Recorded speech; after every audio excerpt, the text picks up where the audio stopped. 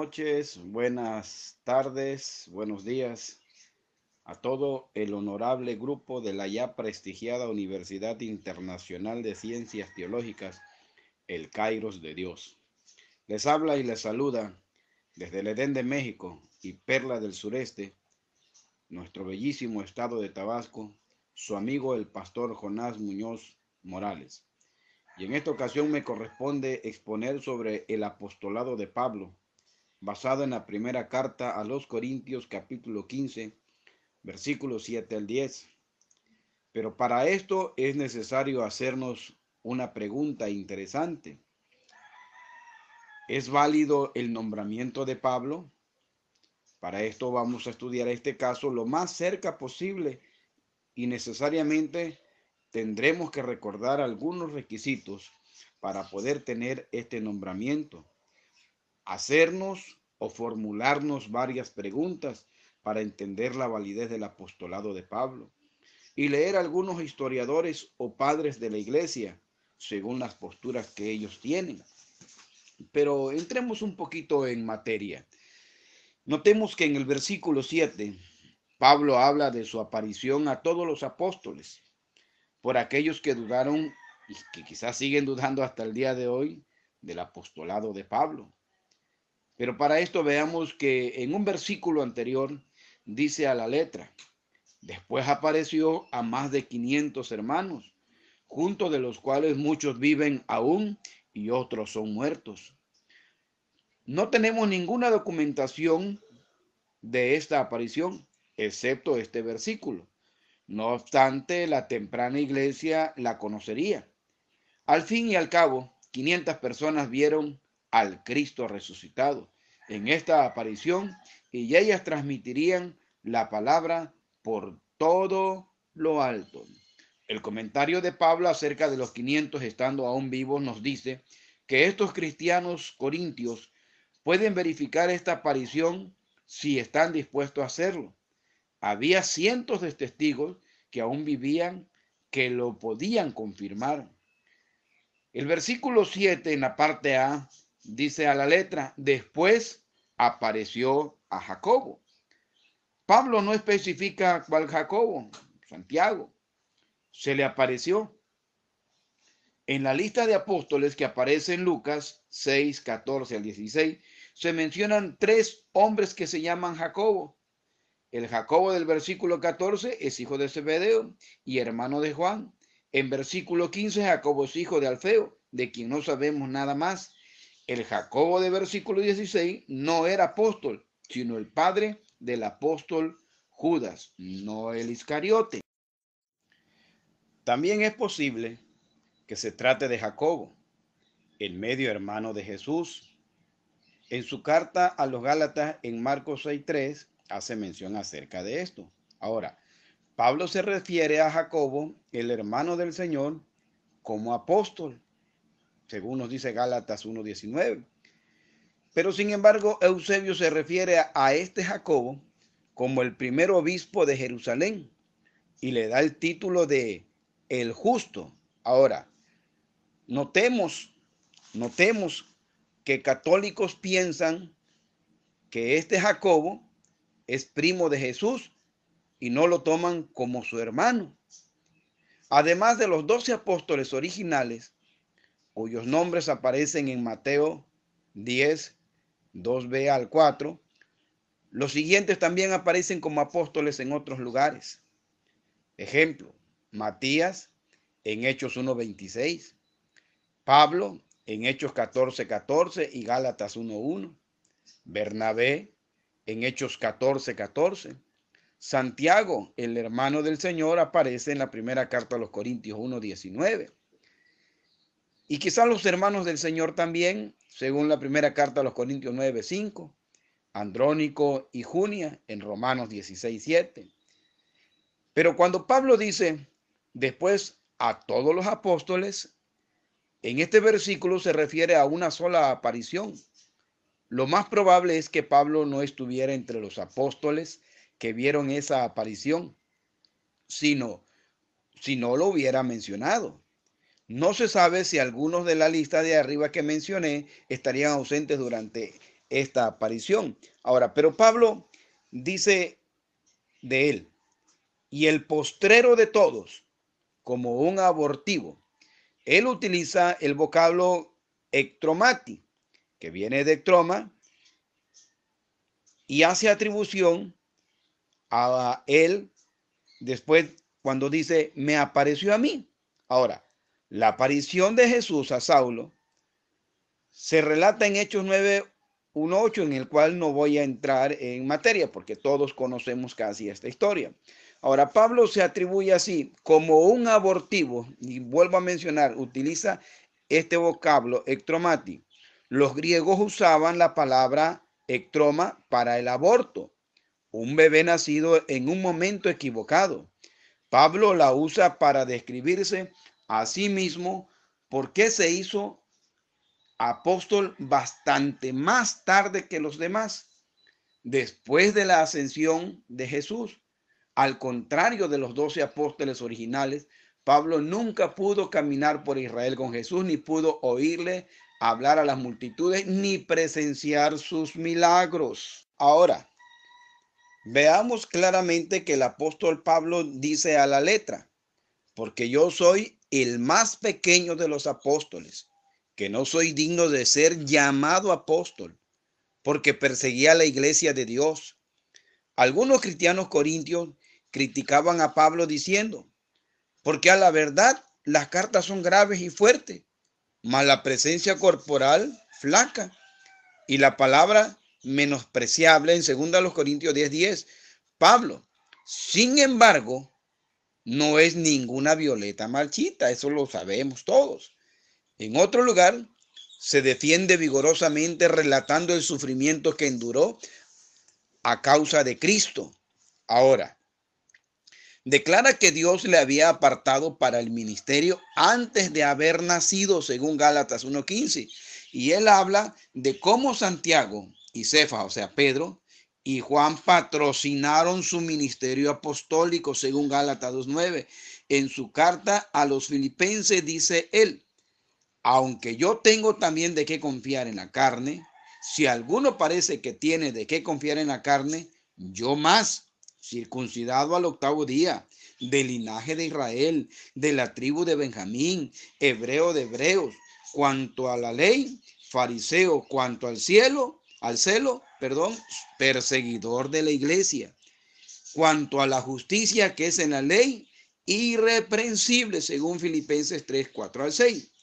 Pero aquí se llama a sí mismo el más pequeño de los apóstoles, que no soy digno de ser llamado apóstol. Esta declaración no es un complejo de inferioridad o falsa humildad. Se describe como el más pequeño y dice no soy digno porque perseguía a la iglesia de Dios, refiriéndose a su actividad relatada en Hechos capítulo 8. Empero, tenemos que entender que él fue hecho apóstol por la gracia. Ahora, gracia viene del vocablo charis. Es una palabra importante en el Nuevo Testamento, particularmente en las epístolas de Pablo. El uso de charis en el Nuevo Testamento tiene raíces en la palabra hebrea, hesed, que aparece en el Antiguo Testamento para hablar de la amabilidad, la merced y la lealtad que Dios nos da con amor. Los griegos a menudo usaban esta palabra charis para hablar de patrocinio, o sea, del apoyo de un patrón, por ejemplo, el apoyo político o económico. Para los griegos la palabra charis implicaba generosidad, o sea, generosidad que requería lealtad por parte de quien la recibía. Con esto entonces podemos entender por qué Pablo adaptaría la palabra charis al evangelio. Charis cristiano es el don de la salvación de Dios para todos los que acepten el señorío de Jesucristo. Dios, por lo tanto, es el patrón, el benefactor, de la misma manera que nosotros nunca podríamos repagar a una persona que nos deja una herencia de riqueza inimaginable. Tampoco nosotros podíamos repagar a Dios el don de la salvación. No obstante, si un patrón nos concediera riquezas inimaginables, le seríamos fieles, utilizando el dinero según sus deseos o valores. Así también, Nosotros podemos serle fiel al Dios que nos ofrece nuestra salvación viviendo según su voluntad. Pero Pablo reconoce que él no merece ningún crédito por su apostolado. Es apóstol simple y sencillamente por la gracia de Dios. Y él atribuye, y cuando dice, y su gracia no ha sido en vano para conmigo. Antes he trabajado más que todos ellos, según el versículo 10. Pablo se sentía endeudado por haber recibido el apostolado, el más alto oficio de la iglesia. Pero eso solo aumentó su determinación de no malgastar el don de Dios le había dado. Por eso, él trabajó aún más duro que los otros apóstoles. Ahora, pensemos en cuáles de los apóstoles competirían con Pablo basándose en su trabajo. Pedro, por supuesto, era el líder de los apóstoles durante la vida de Jesús y fue bastante activo en el ministerio de la temprana iglesia. Sin embargo, en el libro de Hechos de los Apóstoles, Pablo se convirtió a la fe, o Saulo, y comenzó su ministerio activamente en Hechos 13. La última mención de Pedro en el libro de Hechos aparece en el capítulo 15. Después, el libro de Hechos relata principalmente el ministerio de Pablo. Es decir, comenzando con Hechos 13, tenemos una transición en el liderazgo de Pedro a Pablo. Sin embargo, Pablo, por otro lado, fue muy activo. Se le atribuyen 13 libros del Nuevo Testamento, aunque se cuestiona si se escribió 6 de ellos. Aunque escribió sus cartas para resolver problemas específicos en lugares determinados, sus cartas han contribuido de manera monumental a la teología cristiana. Nadie, excepto Jesús, contribuyó más al pensamiento cristiano. En sus 3 viajes de misionero, Pablo fundó numerosas iglesias y ganó a mucha gente para Cristo. Fue el apóstol Pablo principal entre los gentiles y está muy justificado cuando dice que ha trabajado más duro que los otros apóstoles. Es obvio que a estas alturas el apostolado de Pablo no está en duda. Pero sin embargo, a pesar de todo eso, quiero mencionarles algunos de los requisitos que eran necesarios para ser un apóstol. En primer lugar, y quizás más básicamente, los requisitos necesarios para el apostolado. Excluye a los cristianos contemporáneos de llenar el ministerio apostólico. Y esto con el fin de ser un apóstol. Uno tenía que reunir al menos 3 condiciones necesarias. Número 1, un apóstol tuvo que ser testigo de la resurrección de Cristo, según nos relata Hechos 1:22, Hechos 10:39 al 41 y 1 Corintios 9:1 y algunas otras citas. Número 2, un apóstol tenía que ser nombrado directamente por Jesucristo, según nos dice Marcos 3:14, Lucas 6:13, Hechos 1, 2 y 24 y algunas otras citas más. Número 3, un apóstol tenía que ser capaz de confirmar su misión y mensaje con señales milagrosas, según Mateo 10, 1 y 2, Hechos 1, del 5 al 8, 2, 43 y algunas otras citas más. También debe destacar que en la elección de Matías como sustituto de Judas, los 11 también buscaron a alguien que había acompañado a Jesús durante todo su ministerio terrenal, según Hechos 1, 21, 22 y 10, 39 al 41. En base a estos requisitos, solamente muchos de los no cesacionistas coinciden en que no hay apóstoles en la iglesia de hoy. Eso parece que ningún apóstol fue nombrado después de Pablo. Y desde luego, ya que hoy nadie puede cumplir con el requisito de haber visto al Cristo resucitado con sus propios ojos, no hay apóstoles el día de hoy. Pero veamos ahora la singularidad del apostolado de Pablo. ¿Qué pasa con el apóstol Pablo? Algunos han afirmado que de la misma manera que Pablo era un apóstol, aún pueden existir apóstoles en la iglesia de hoy, pero estos ignoran la singularidad con la que Pablo vio su propio apostolado. La situación de Pablo no era la norma, como él mismo explica en 1 Corintios 15, 8 y 9. Se vio como una anomalía única en su tipo, de forma abierta, que se hace llamar el último y menor de los apóstoles. Parece bastante seguro de que no había ninguno nombrado después de Pablo.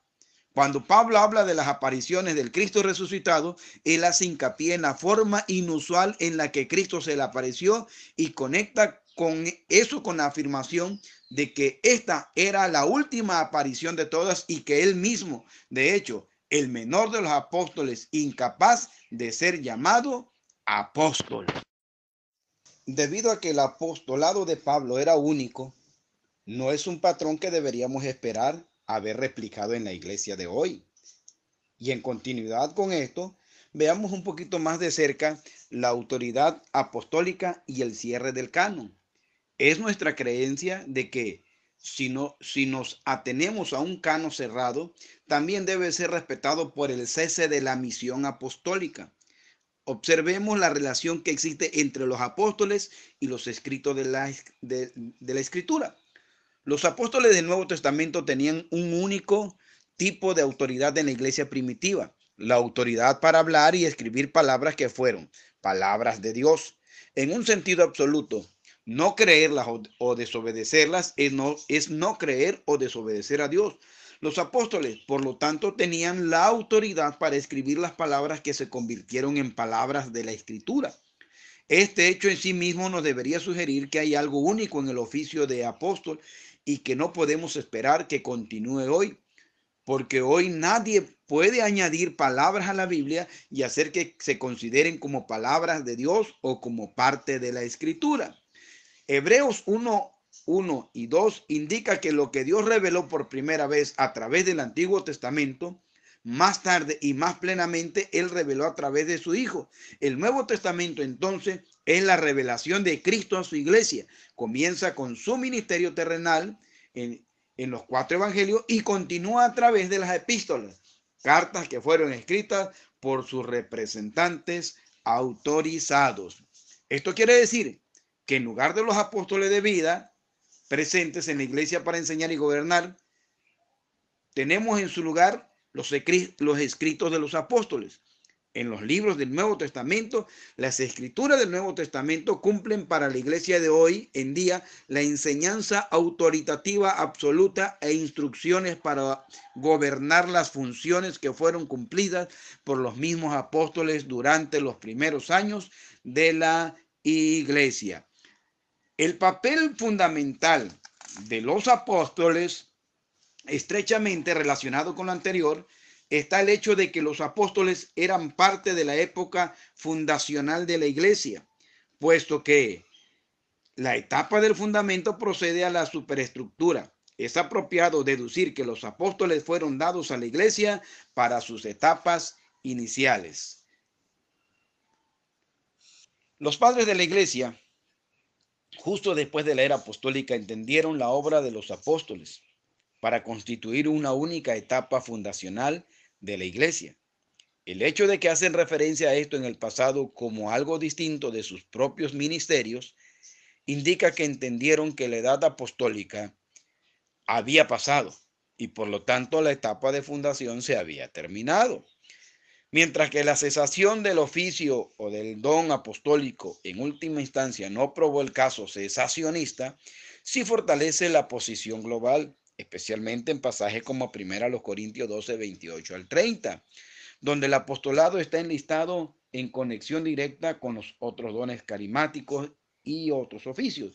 Sin embargo, el testimonio histórico de aquellos que siguieron a los apóstoles, en nuestro punto anterior lo tratamos y sostuvimos que los apóstoles fueron dados para la etapa fundacional de la iglesia, según Efesios 2:20, y que la iglesia primitiva reconoció esta etapa de fundación como un periodo de tiempo determinado que no pasó del primer siglo. Los que vinieron después de los apóstoles, ellos no se ven a sí mismos o a sus contemporáneos como apóstoles. De acuerdo con su propio testimonio, los líderes cristianos que siguieron a los apóstoles no eran los mismos apóstoles, pero fueron los discípulos de los apóstoles. Esto también, los que siguieron a los apóstoles vieron los escritos apostólicos como únicos y auténticos. Ahora, en este sentido, Justino escribe y dice así: y en el día llamado domingo, todos los que viven en ciudades o en el campo se reúnen en un solo lugar, y las memorias de los apóstoles o los escritos de los profetas son leídas siempre y cuando el tiempo lo permita. Luego, cuando el lector ha terminado, el presidente instruye verbalmente y exhorta a la imitación de estas cosas buenas que deben de hacer. Así que los que siguieron a los apóstoles vieron la era apostólica como un periodo único e irrepetible de la historia de la iglesia. Con esto podemos confirmar que el apóstol o el apostolado de Pablo es auténtico como un caso único, a pesar de que él se hace llamar como el último, como el menor, como un abortivo, pero él fue un caso único. Así que con esto concluyo, mis estimados hermanos, que Dios los bendiga. Les saluda a su amigo el pastor Jonás desde el Edén de México, Macuspana, Tabasco. Que Dios los guarde.